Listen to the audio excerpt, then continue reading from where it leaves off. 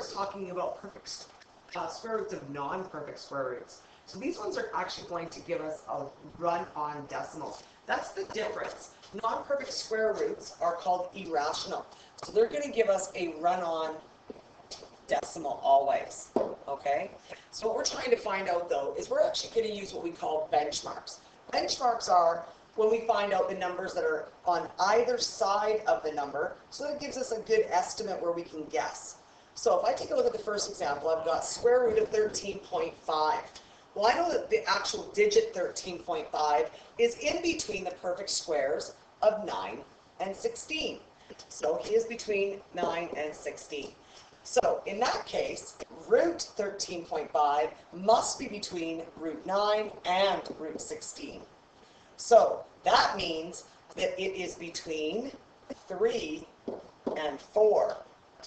So because it's between 3 and 4, let's take a look. We know that 13.5 is actually closer to 16 than it is to 9. So that means that the answer is going to be closer to 4 than it is to 3. So I know my answer is going to be between 3 and 4 and closer to 4. So let's actually take a look at it. If we were to estimate that, if it's closer to 4, that means it's got to be over 3.5. So anything over 3.5. So let's actually take a look and put that in our calculator and see what we get for an answer. So we're actually going to get 3.67 is what it gives us. And again, it runs on forever, but if we round it to 2 decimal places, it'll give us 3.67. Okay, let's take a look at example B. Example B has the square root of 51. Well, if I take a look, 51.5. If I take a look at the top, 51.5 is between 49 and 64.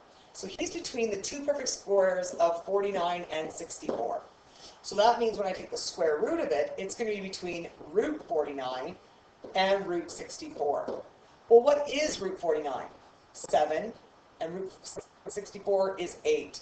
So that means that the answer of root 51.5 is going to be between 7 and 8.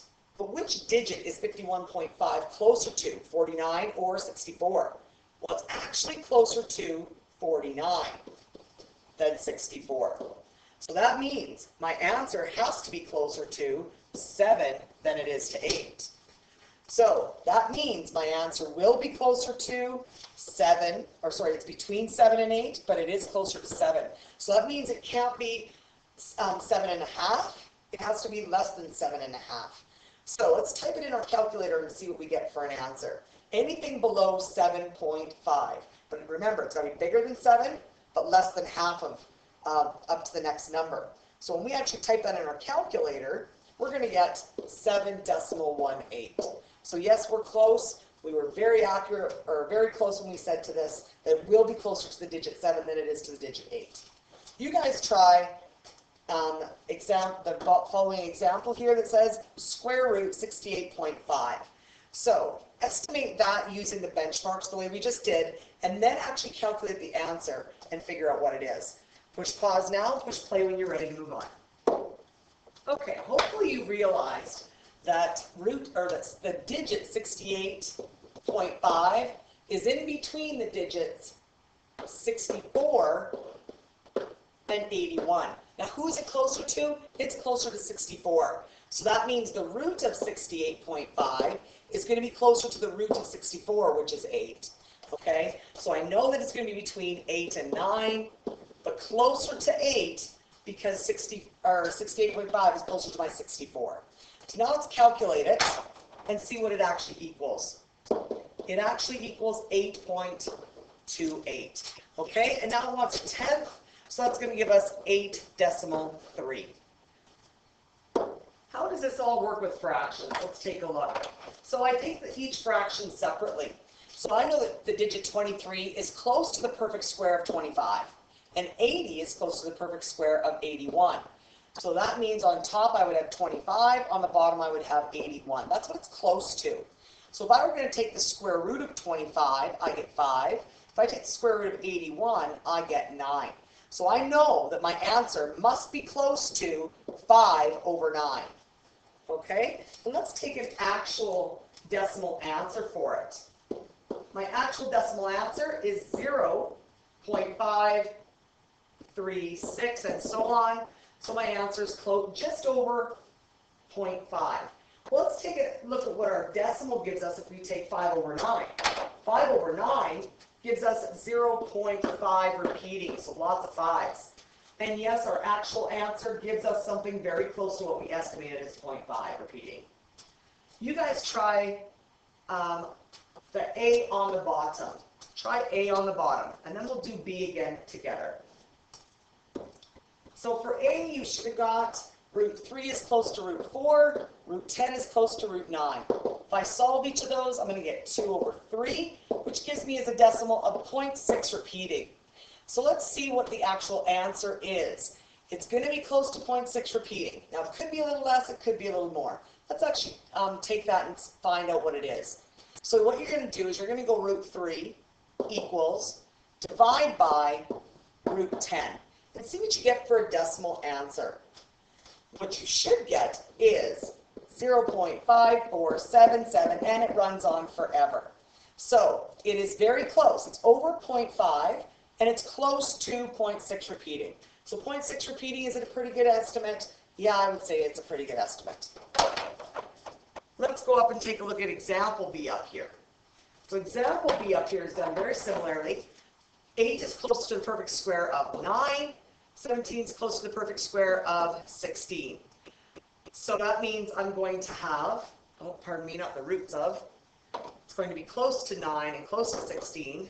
So that means root 9 and root 16. If I take the root of 9, I get 3. If I take the root of 16, I get 4. So if I actually do the dividing there and get 3 divided by 4, that's going to give me 0.75.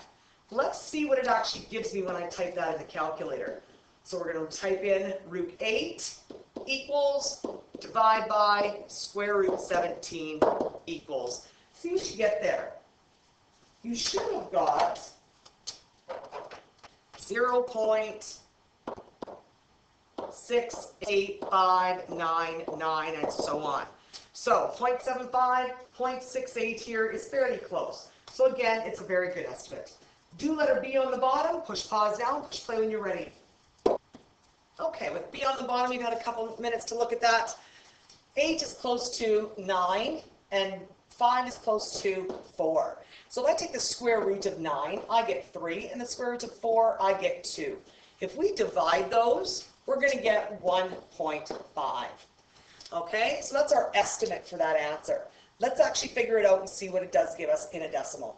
So if I take the square root of 8 equals, divide by square root of 5 equals, the decimal answer it should give me is 1.2649 and so on repeating. Okay, or sorry, continuing on forever is a run-on decimal. So now the 1.26, yeah, it's a pretty good estimate. I get 1.5 over here.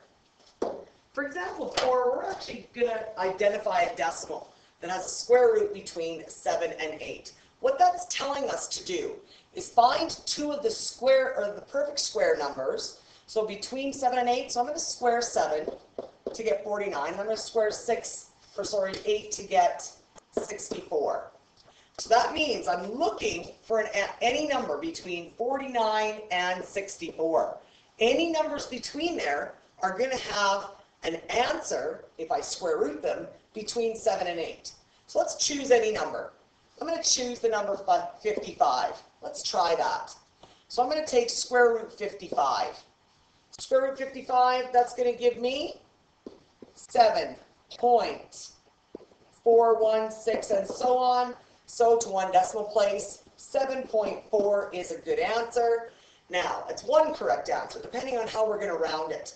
If we would estimate it, 55 is actually closer to 49, so the answer would be closer to 7 than 8. And we see here, yes, it's closer to 7. It's not quite halfway, it's 7.5, so it's closer to the beginning, which means it's closer to 7. Let's take a look at example 5. We're going to do the exact same thing. Try this one on your own, and then we're going to take a look at it. Now, with this example, I want you to take a look at the number 135. Okay, fill in the blanks, push pause now, and push play when you're ready. Okay, got a couple minutes? So we take a look at it, and we have 11 squared to give us 121. And I get 12 squared, which is 144. So any decimals between 121 and 144, or sorry, any number between 121 and 144 will have a square root answer between 11 and 12. So we're going to choose the number 135. So if you take the root of 135, we're going to get 11.61, blah, blah, blah, and it runs on forever. So 11.6 is a correct answer if we round to one decimal place. Again, there's more answers depending on how we round. So let's take a look.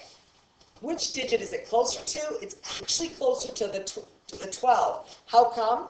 Because 135 is closer to 144 than it is to 121.